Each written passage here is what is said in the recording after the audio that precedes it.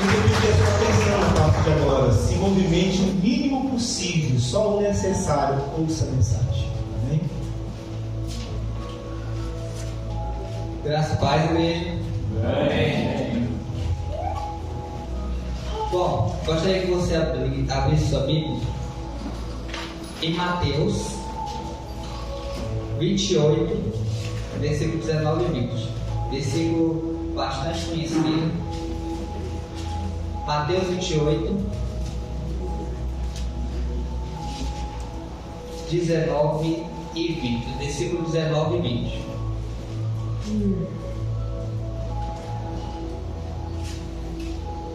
Todos acharam? Digo amém. Portanto, vão e façam discípulos de todas as nações, batizando-os em nome do Pai, e do Filho e do Espírito Santo, ensinando-os a obedecer a tudo o que eu lhes ordenei, e eu estarei sempre com vocês até o fim dos tempos. Agora quero que você vá para Marcos 16, 15.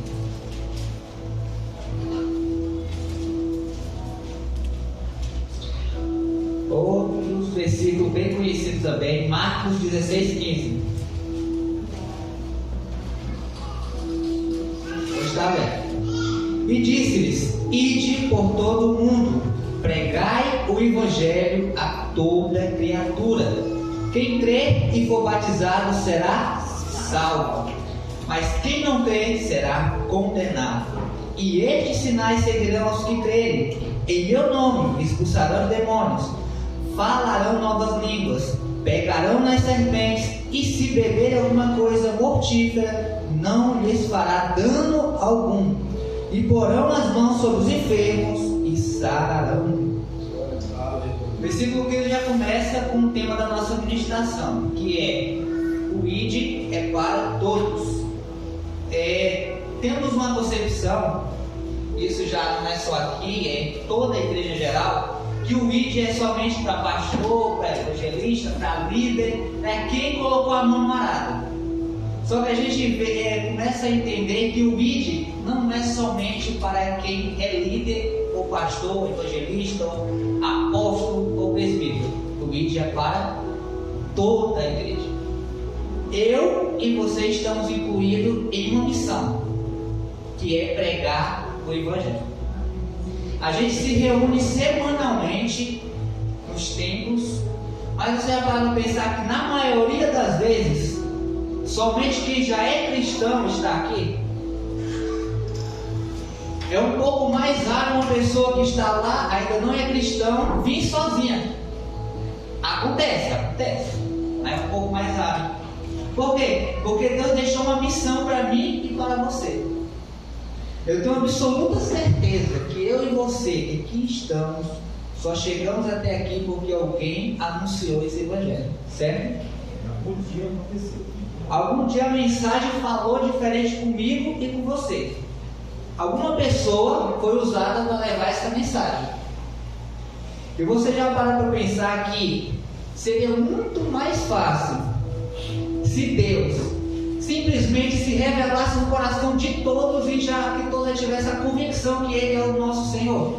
Seria mais fácil, porque provavelmente não teria margem para dúvida, porque o próprio Deus está falando de voz audível no coração daqueles que precisam. Mas Ele preferiu confiar em nós. Imaginei, Ele confiou uma tarefa que é o destino de uma pessoa na eternidade, seja no céu ou no inferno. Porque para ir para o inferno não precisa acreditar no inferno, não precisa tomar uma decisão. Mas para ir para o céu, para ir morar com Deus, para estar ao lado dele, precisa tomar uma decisão. E para que a gente, eu e você, tomamos essa decisão, venhamos a tomar essa decisão, a gente precisa conhecer para tomar a decisão. Então vamos começar a falar aqui de alguns pontos que são cruciais para a gente estar cumprindo esse ID. Porque o ID não é só para mim, o ID não é só para o pastor, o ID não é só para o pastor Hermes, o ID é para cada um de nós, e nós temos uma missão. E pessoas que estão ao nosso lado podem ter o seu futuro futuro alterado pelo que a gente fizer. Seja através das palavras, seja através das ações. Eu e você agora somos embaixadores do céu. Tudo que você faz aqui tem total influência na vida do seu próximo. Tudo que você fala tem influência na vida do seu próximo. Muitas das vezes, e isso já aconteceu aqui, isso já aconteceu em diversos campos, pessoas saem da presença de Deus porque eu e você muitas das vezes comentamos algo desagradável ou olhamos de forma diferente. Eu já até falei isso algumas vezes, o pastor já falou. E uma vez eu vi um vídeo, isso chegou até no caso do Gutenberg, que o pastor perguntava, acho que era pastor, perguntava quantas almas você é responsável por levar para o inferno. E isso acontece devido a nossas ações, nossas palavras. Porque palavras não tem como você soltar ela e pegar ela de volta. Não tem como. Depois que eu e você falamos, já era. E muitas das vezes as pessoas que ainda não são cristãos, muitas vezes não, a maioria das vezes estão vulneráveis. E se eu e você tecemos um comentário já de um julgatório, já condenatório, já criamos uma barreira. E essa barreira vai ser difícil de ser quebrada. Porque eu e você só temos uma tarefa. Vamos ler novamente aqui o versículo. Ide por todo mundo e pregai o Evangelho. Eu e você não temos o papel de convencer o homem do pecado. Eu e você temos o papel de anunciar o reino, o Evangelho. Todo, por completo. Eu vou dar um resumo bem breve aqui do Evangelho que muitos podem perguntar quando vocês for falar. Por que a gente está aqui hoje? Por que Jesus teve que vir? Primeiro, Deus criou eu e você para se relacionar com Ele. Deus criou eu e você para a gente ficar na eternidade com Ele e se relacionando. Mas Adão e Eva pecaram, desobedeceram. E essa desobediência exigiu o quê? Exigia a condenação. E a gente observa que foi por essa razão, por eu e você, a partir do momento de ter acesso ao pecado, a gente já merecíamos a condenação. Desde o momento que a gente já nasce. Porque o pecado não já está enraizado no planeta. O pecado está no planeta, não tem como. Eu e você temos a natureza pecaminosa. A gente estava condenado. Eu e você não merecíamos o céu. Aleluia. Então foi necessário Jesus vir. Deus teve que mandar o seu filho para que eu e você tivéssemos a oportunidade de chegar até o céu. Porque a gente ia ser condenado, a gente merecia a ira de Deus. E a gente merece a ira de Deus. Porque Deus criou tudo. Criou tudo. E Ele só exigiu algo. Obedeça. Ele deu a opção lá. Você vai parar para pensar. Se Deus sabia que o homem poderia pecar, que o homem poderia comer daquele fruto, por que Ele criou o fruto? E é uma resposta até um pouco simples. Porque Ele não quer robô. Ele não quer pessoas que sigam Ele porque não tem outra opção. Eu e você viemos com as nossas pernas, com a nossa vontade, se arrumamos hoje e chegamos até aqui. Não teve ninguém colocando uma faca no seu pescoço, uma arma e diga: vá para a igreja, vá para o templo. Lá é o lugar que eu quero que você está. Ninguém te ameaçou. Deus não fez isso. Deus não te obrigou a estar aqui. Eu e você tomamos uma decisão e chegamos até aqui. Tínhamos outras opções. E é isso que Deus quer. Deus não quer que a gente não tenha outra opção e só Deus, porque não adianta. Como é que Ele vai saber se você está ali porque quer ou porque você tem que estar? Jesus, Deus é tão bom que mesmo Ele nos criando, Ele dá a oportunidade de escolher. Ele dá a oportunidade de, se você quiser, eu estou aqui. ele não vai sair desse lugar, ele vai estar no lugar que ele sempre esteve, só esperando que a gente venha chegar até ele. Então era necessário que Jesus viesse. Jesus criou tudo, a lei exigia condenação, mas Jesus pegou essa condenação para si. Eu usei um exemplo na setinha, eu vou usar aqui. É basicamente da seguinte forma: dois irmãos, um comete um crime, ele assassina uma pessoa e ele é preso. Só que o outro irmão não queria que esse irmão sofresse. Então ele vai lá e diz: não foi ele, fui eu. Vem cá, eu quero sofrer no lugar desse. Eu quero pagar essa pena. Eu quero pagar. Então ele pegou a nossa pena, porque nós merecíamos. Nós estávamos condenados. Eu e você não teríamos saída. Só que Jesus veio e pegou toda a condenação que estava sobre nós e pegou para si. E isso, toda a humanidade, todo o pecado da humanidade foi perdoado por Deus. Mas tem um porém, é só de quem reconhecê-lo. E as pessoas precisam saber que elas estão condenadas, elas estão à beira de passar uma eternidade no inferno, mas elas precisam saber que existe uma saída.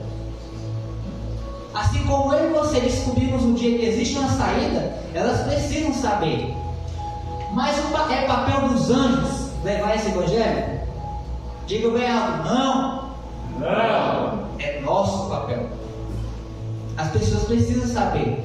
Mas nós não somos responsáveis por ganhar vidas. Conversão. Exatamente.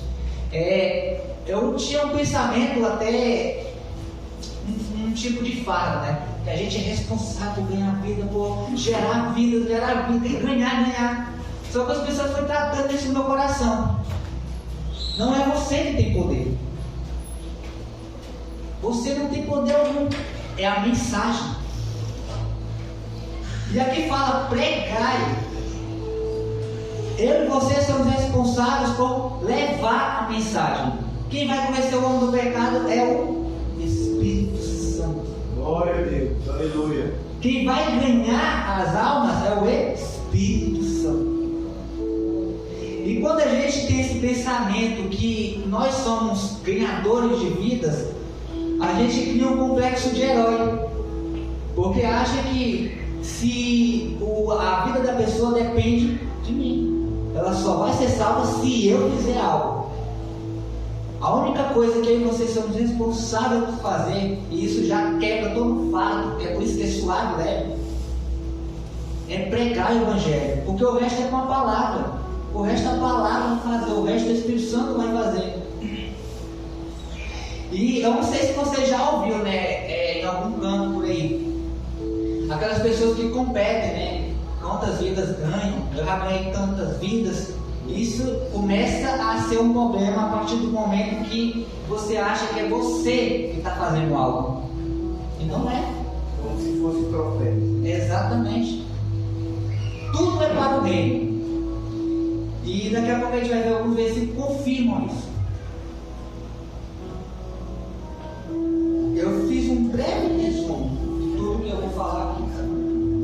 Primeiro ponto: você foi chamado para pregar o Evangelho. Está em Mateus 28, 19, 20, que eu acabei de falar.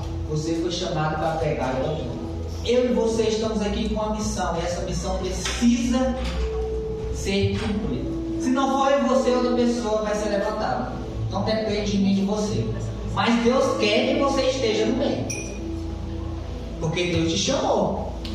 Deus nos chamou. Agora Ele não vai ficar nos esperando que você tome a decisão de pregar o Evangelho. Ele não vai, porque Ele quer que você faça, mas você não é o único. Nós temos o chamado, mas temos que responder esse chamado. Deus não obriga ninguém. Uma pergunta: tem alguém aqui? Levante a mão bem alto. Tem alguém aqui que está aqui obrigado? Levanta a mão. Ninguém, né? Graças a Deus. Porque Deus não obriga ninguém. E se você for obrigado por pai, mãe, discipulador, ele está aqui somente por isso. Eu gostaria de chamar você aqui à frente, porque precisa fazer uma oração. Porque a gente só tem que estar aqui com o objetivo de livre espontânea vontade, com o objetivo de adorar a Deus. Porque senão não vale de nada. Nós não estamos vivendo para esse mundo, a gente está vivendo para a eternidade. Na eternidade, quem vai decidir quem vai é Deus. E nós não enganamos Deus. Ele conhece o nosso coração melhor que nós mesmos. Então tudo é escolha, é decisão, nada é obrigatório. Nada. Deus não vai colocar uma faca no seu pescoço e vai começar a dizer, vá pregar o evangelho. Ele já deu a ordem. E quando Deus dá a ordem, só tem duas opções: obedecer ou não obedecer. ponto 2. Seu testemunho vai gerar uma barreira ou uma porta para conduzir uma pessoa até Cristo. Atos 1:8.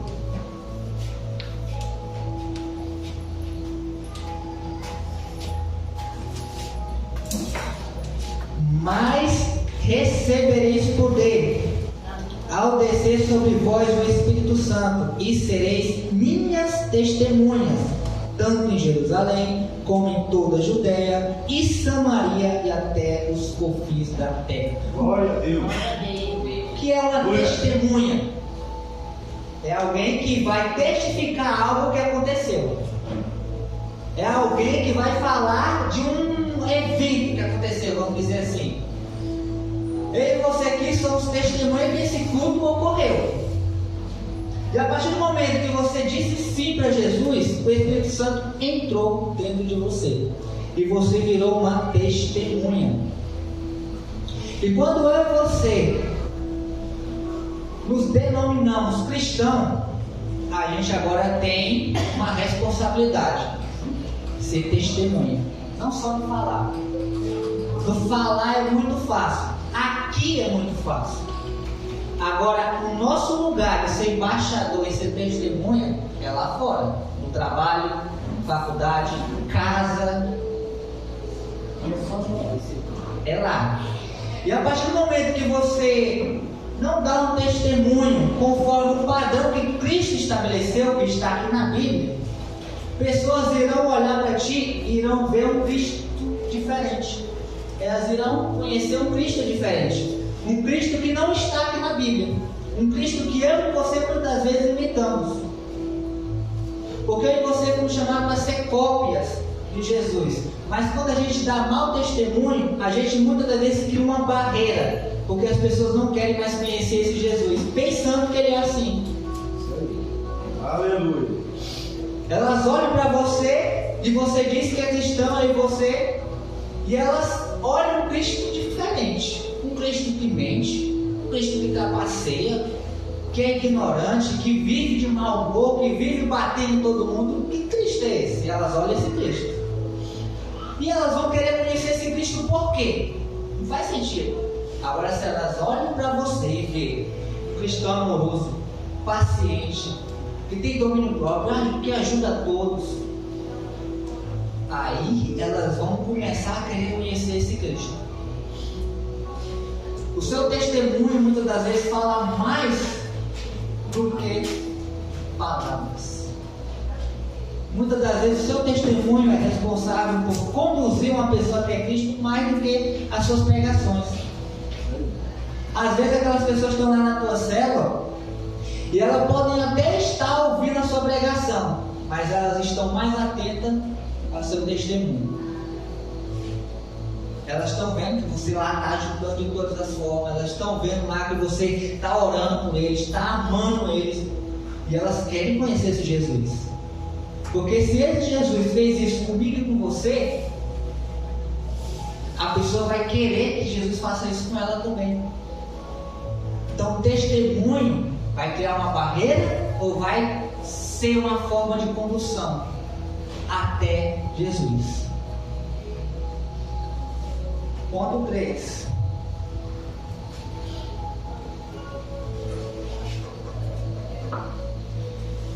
Nós não somos responsáveis por expandir o reino de Deus, mas sim expandir a mensagem. 1 Coríntios 3.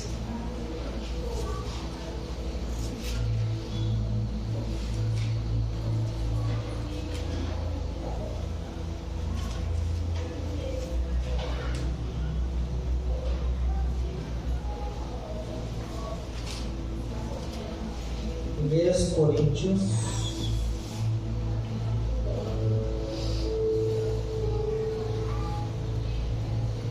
3:6.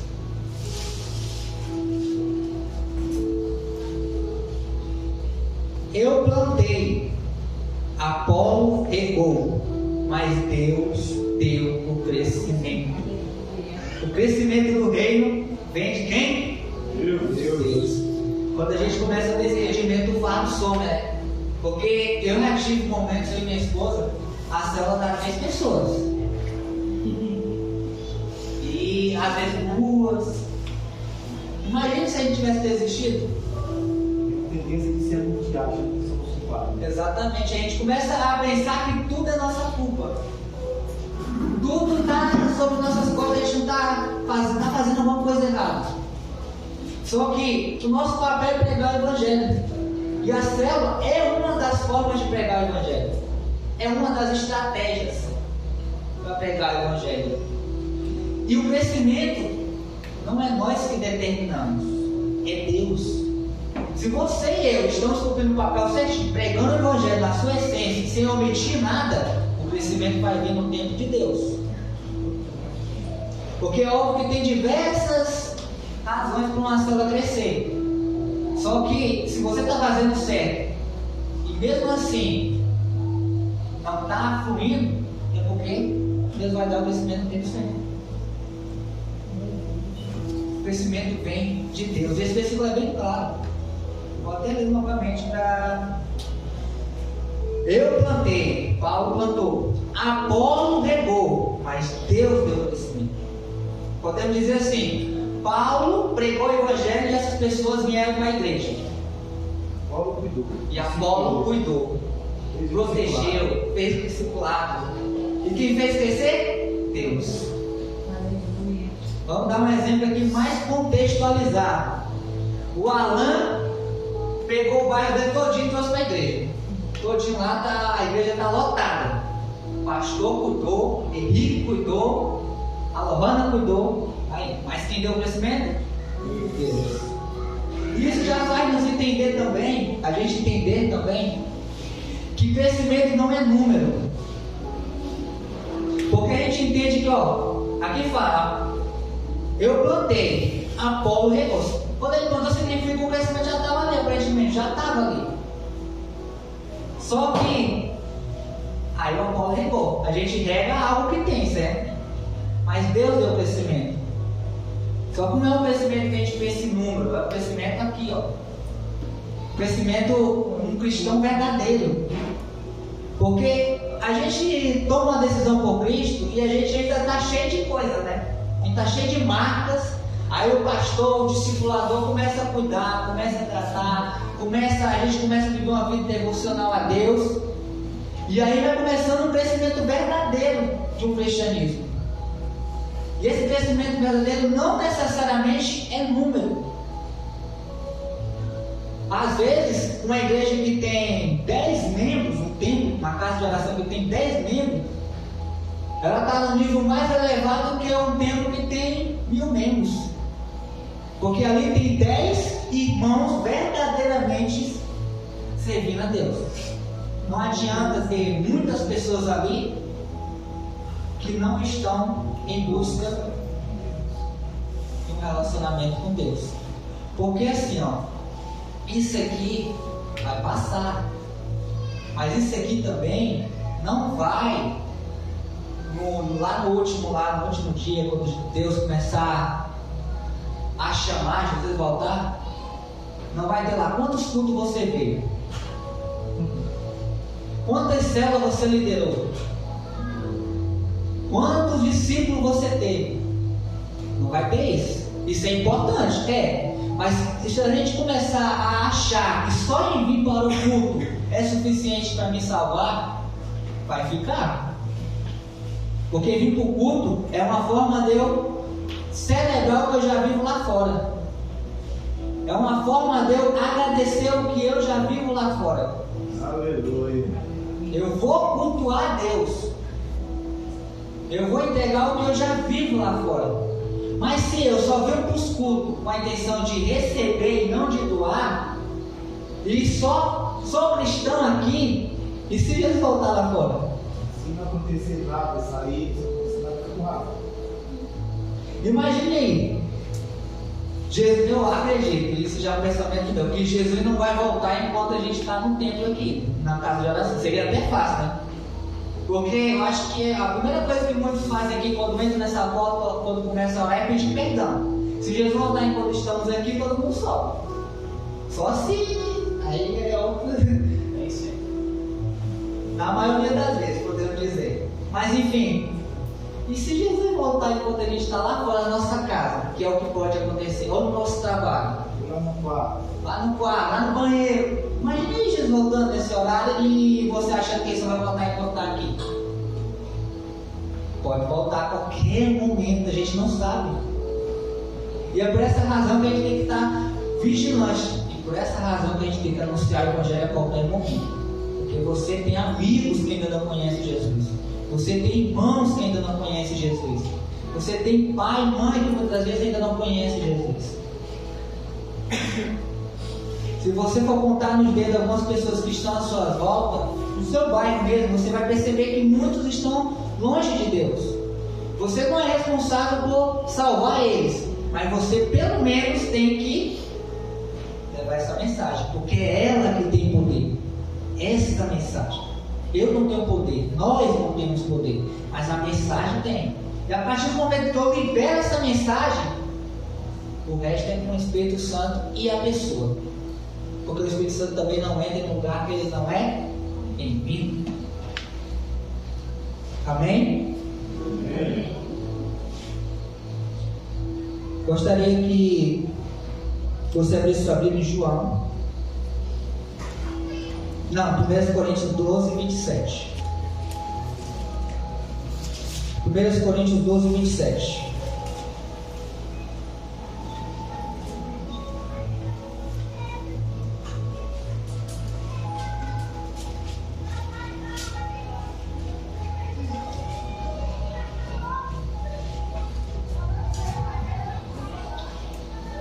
Todos acharam? Digo amém. Amém. Ora, vós sois o corpo de Cristo e seus membros em particular. Vocês, eu e vocês somos o corpo de Cristo.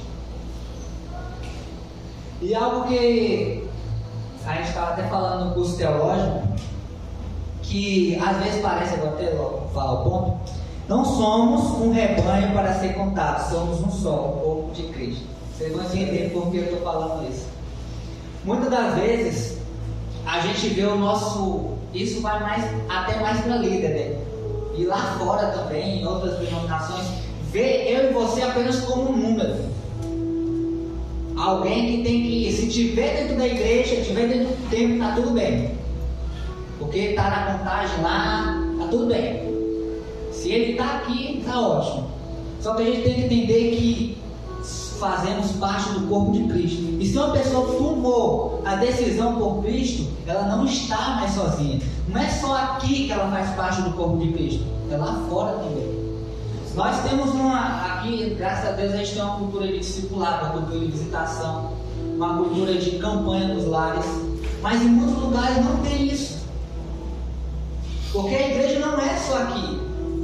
Lá fora, muitas pessoas estão precisando ser visitadas, muitas pessoas estão precisando ser acompanhadas, discipuladas. E o Evangelho é isso. Nós não somos apenas números, dados quantitativos, a gente faz parte do corpo de Cristo. A gente não está mais só, tantos cristãos, 2 bilhões de cristãos no mundo, estamos aí nesse número. Mas quantos desses realmente vão ser salvos?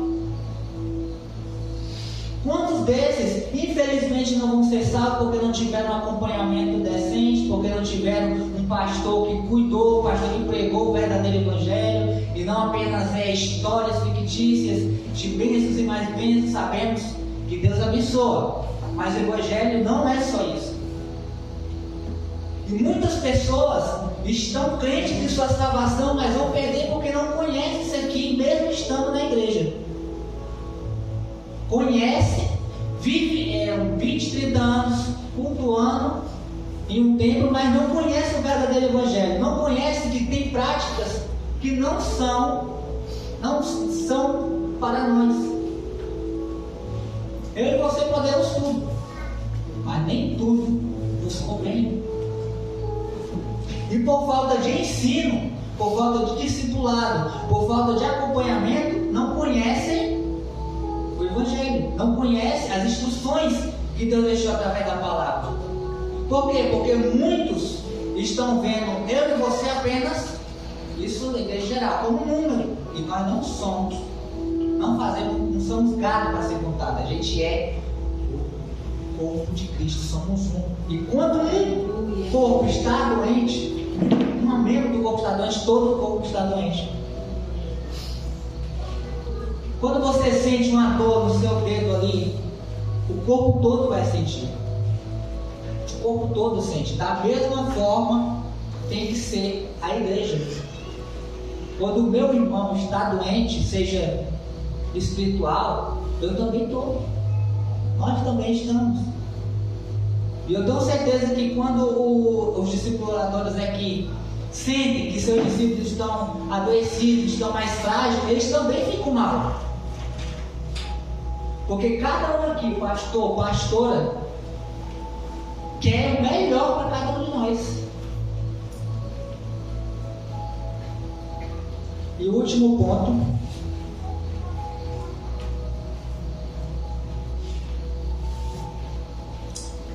esse eu já falei um pouquinho. Eu e você não temos poder, mas a mensagem tem. Isso aqui tem poder.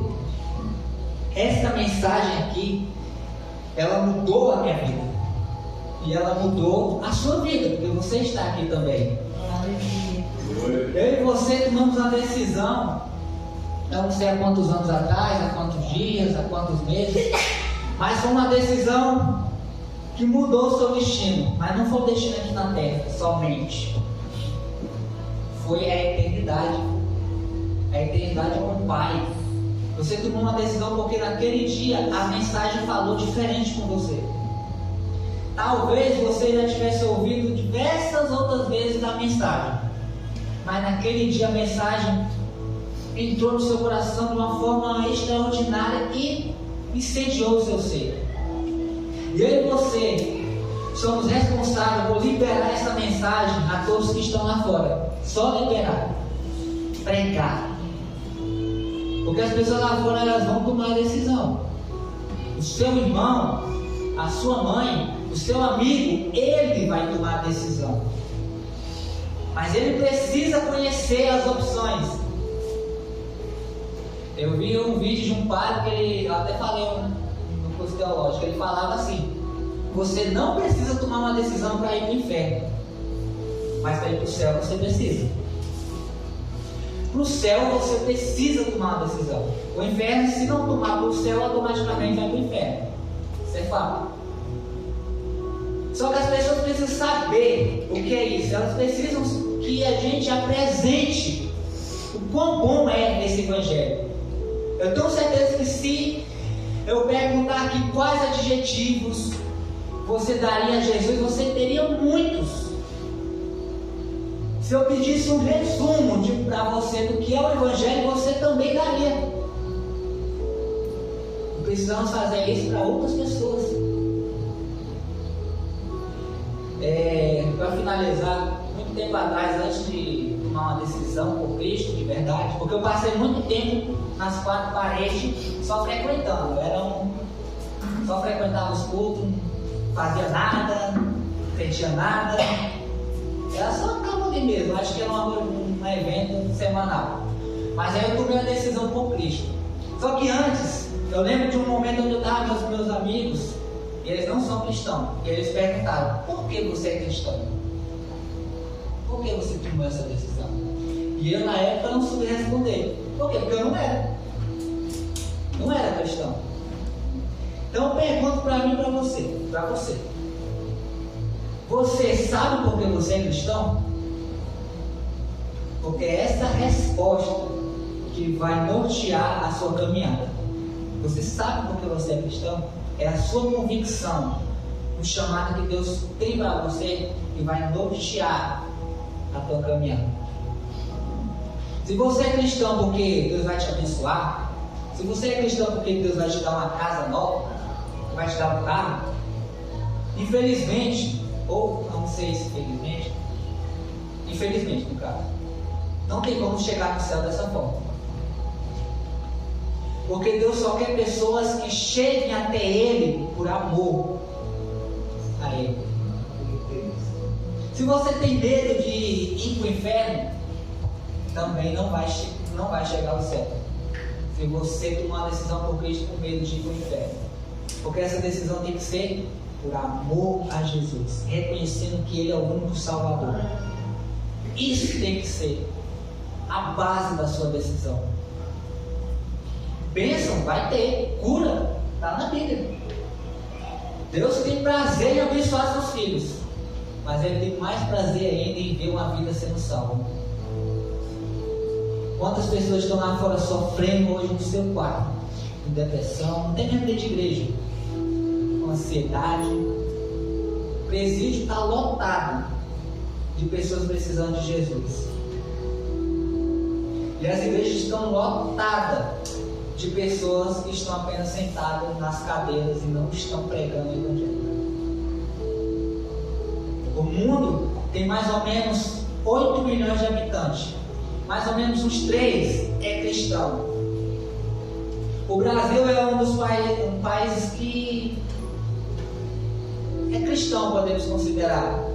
Mas você vai parar para pensar que um país que tem a maior parcela da população cristã é um dos países que tem mais assaltos, homicídios, estupros, feminicídios, desigualdade.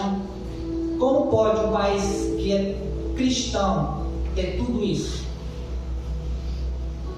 Porque ainda não aconteceu a verdadeira revolução do Evangelho. São poucos os lugares. E eu e você somos responsáveis por fazer nossa revolução local. Pregar o Evangelho e deixar Deus agir. Lá no seu bairro. Porque a gente tem um pensamento, né? O meu chamado é para a China. Não, meu chamado primeiro é para Jerusalém. Sua casa, seu bairro. As pessoas estão morrendo sem conhecer Jesus. Jovens, a gente vive no Acre, onde o Acre está se tornando um dos países com um dos estados com mais violência, mais homicídios. Rio Grande foi considerado uma das capitais mais violentas do Brasil. Que nós só olhamos os estados que têm uma porcentagem alta de cristãos. O cristianismo é para gerar uma revolução social. Por quê? Porque a partir do momento que vocês somos cristãos, a gente começa a entender que a gente não pode. A gente entendia antes, né? Mas a gente começa a entender mais brevemente que a gente não pode roubar, não pode matar, não pode fazer outras coisas. Não pode mentir, não pode trapacear. Mas é um dos países também que tem mais golpes. É um dos países onde naturalmente tem corrupção, mas é um país cristão. Tem algo errado nisso. Que cristianismo é esse? E às vezes cristão lá rouba. Pelo menos que se diz cristão. Que cristianismo é esse onde o Cristo que está sendo apresentado não condiz com o que a palavra ensina? E as pessoas que ainda não são cristãos não querem conhecer esse Cristo, porque elas pensam que esse Cristo é o que a gente está apresentando muitas das vezes. Aqui não tem isso, em nome de Jesus. Mas somos um país com muitos cristãos que não tem uma revolução. Então tem algo de errado. Mas pode começar a partir de cada um de nós. O Evangelho precisa ser pregado. O resto, o crescimento, o convencimento do pecado é o Espírito Santo. E eu até esqueci de Só para terminar.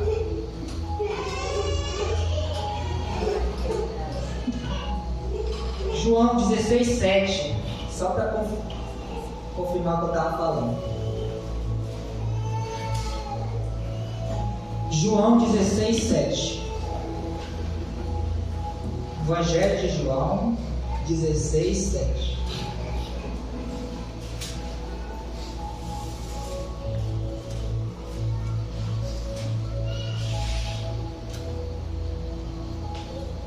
Vou estar lendo.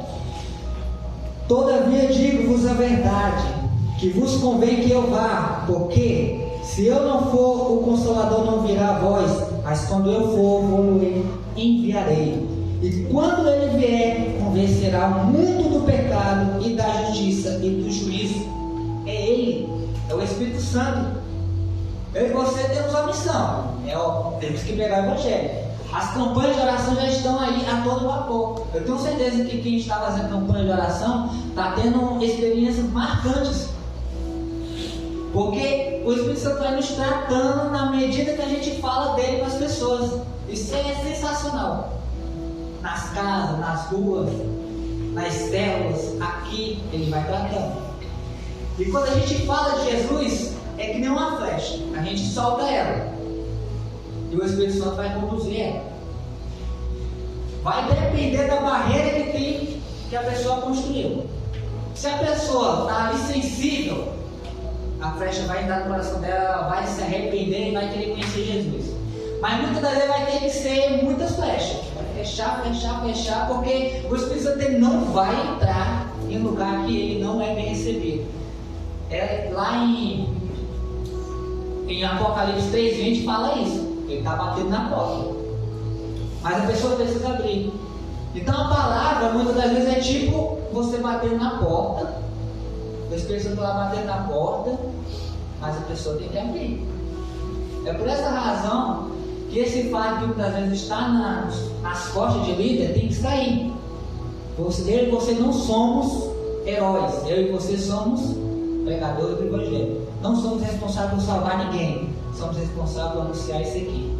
E o Espírito Santo vai fazer o que tem que ser feito. Fique de pé. 8 horas. Feche seus olhos. O Espírito Santo ele vai colocar no seu coração nome de pessoas que ainda não conhecem Jesus. E você, se ainda não falou, ou até mesmo se falou, essa semana você vai mandar uma mensagem, seja no WhatsApp, Instagram, Facebook, vai mandar uma mensagem para essa pessoa pedindo para visitar ela. Deus está tocando no seu coração e revelando quem é, ou lembrando quem é. Pessoas que estão longe de Jesus e precisam de uma visita. E essa visita, o Espírito Santo vai conduzir você a falar do Evangelho e se relacionar com essa pessoa. Aleluia. Todos que aqui estão, chegaram até aqui por intermédio de amizades. Eu cheguei por intermédio de amizade, por convite. Então, da mesma forma, você vai ser usado por Deus para mediar essa conversão dessa pessoa. Amém? Novamente feche seus olhos. Pai, aqui estamos mais uma vez para finalizar esse culto, Pai. Que o Senhor venha tocar no coração de cada um e lembrar, Pai, todos os amigos, parentes que ainda não são cristãos. Lembra no coração de cada um que aqui está, Pai. E que o Senhor venha dar autoridade para cada um que aqui está. Que o Senhor venha remover o medo, Pai. E venha encher os corações que aqui estão de ousadia para pregar o teu Evangelho, Pai. Seja nas redes sociais, seja fisicamente, seja em qualquer lugar. Estamos prontos para pregar o Evangelho, Pai. Foi para isso que o Senhor nos chamou. Fomos chamados para pregar o Evangelho, eu e você. As pessoas agora estão precisando ouvir a mensagem.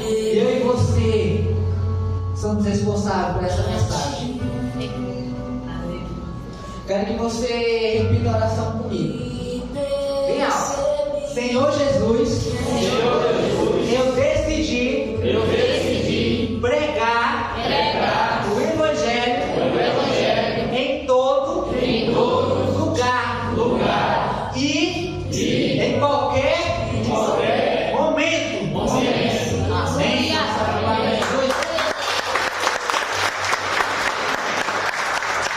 Para finalizar, tem alguém que queira reconhecer Jesus como seu Senhor e Salvador? Vem até aqui à frente.